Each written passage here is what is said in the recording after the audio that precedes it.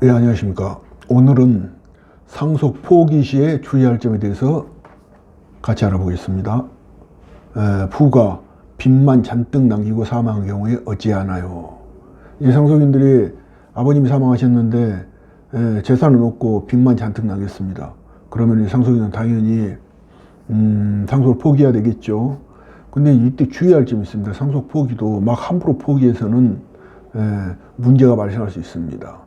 그래서 먼저 상속인이 아들 둘, 그리고 이제 배우자, 망부의 배우자 어머니죠. 그리고 모친과 아들 둘이 있습니다.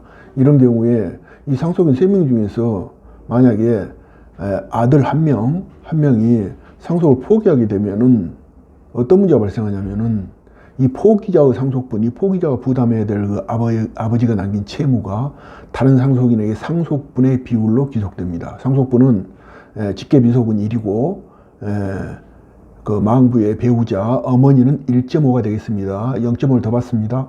채무도 똑같이 1대 1.5로 이런 식으로 배분되게 됩니다. 그래서 그 망부 채무를 결국 어느 상속인 한 명이 포기하게 되면은 남은 상속인 둘, 이렇게 다른 가족이 결국은 떠안게 된다는 것입니다. 그래서 이제 이때 생각되는 것이 뭐냐면은, 그렇다면은 모든 상속인, 여기서는 예를 들면 이제 3명의 상속인이 모두 상속을 포기해야 되는가 하는 생각을 할 수가 있습니다.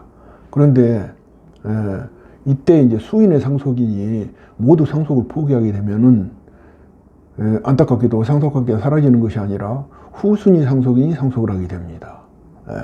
그게 무슨 말이냐면은, 만약에 그 손자가 있게 되면은 손자가 직계비속으로 상속을 하여 채무를 따게 되는 것입니다. 그런 아들들이 아직 미혼이라서 자식이 없을 수도 있겠죠. 그런 경우에는 이번엔 2순위 상속인인 직계존속, 즉 조부와 조모가 되겠습니다. 조부와 조모가 채무를 따게 됩니다. 만약에 이제 조부와 조모는 연로하셔가지고 사망했을 수도 있죠.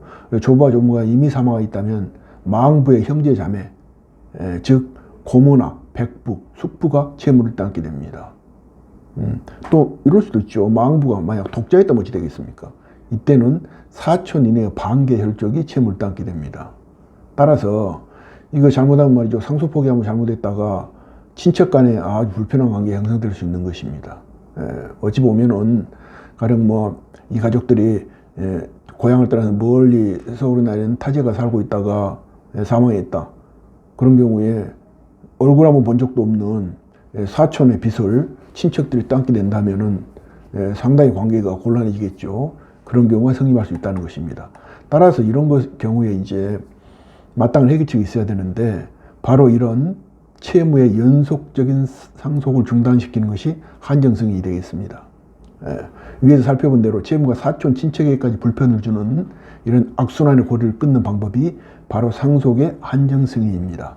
즉 아까 그 3명의 상속인이 있죠. 그 상속인 중에 한 명이 상속의 한정승인을 하게 되면은 더 이상 채무가 후순위 상속인에게 가지 않습니다.